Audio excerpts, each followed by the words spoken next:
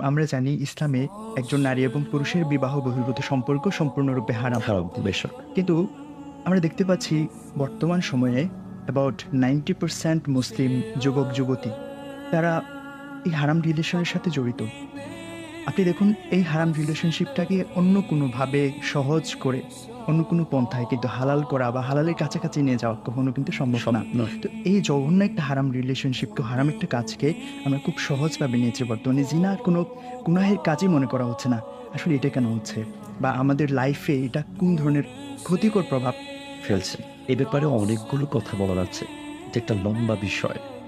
এটা একটা ভয়ংকর ভাইরাস বর্তমান সমাজের জন্য। তো আমি ৩ টা পয়েন্টে এই কথাটা বলতে চাই। তার মধ্যে একটা পয়েন্ট হচ্ছে আমাদের বর্তমান সমাজ বিয়েকে কঠিন করে দিয়েছে। বিয়েকে কঠিন করে দেওয়ার কারণে অসংখ্য হারাম রিলেশন নিয়মিত তৈরি হচ্ছে ১।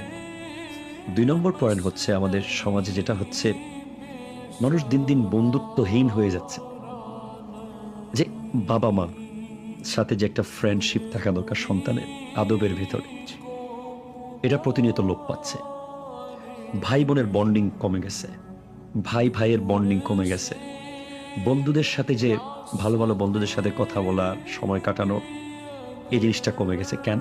এগুলো কমে যাওয়ার কারণ কি? সোশ্যাল মিডিয়া, অনলাইন, স্মার্টফোন, স্ক্রিনের এই প্রতি যে আসক্তি। আসক্তি। এটার কারণে ঘন্টার পর ঘন্টা একটা মানুষ তাকিয়ে আছে। অথচ এই মুহূর্তগুলো যদি সে তার বাবা মার সাথে কাটাতো, তাহলে তার মধ্যে একটা মানসিক প্রশান্তি আসতো এবং সে অন্য কোথাও মনের প্রশান্তি খুঁজতে যেত না। সে যখন অনলাইনে, স্ক্রিনে, সোশ্যাল মিডিয়ায় আসক্ত হতে হতে একসময় সে এক্সট্রিম লেভেলে যখন পৌঁছে যায়, তখন তার হরমোনাল একটা চেঞ্জিং আসে এবং অটোমেটিক্যালি সে তখন একটা জায়গায় গিয়ে প্রশান্তি খুঁজতে চায়। কারণ তার বাবা মা তার কাছে বিরক্তির কারণ হয়ে গেছে এখন। কারণ তারা সারাক্ষণ তাকে নিষেধ করে। তার ভালো বন্ধুরা বিরক্তির কারণ হয়ে গেছে। এখন ওই সময় সে প্রশান্তিটা খুঁজতে যায় একটা বেগানা মেয়ের কাছে।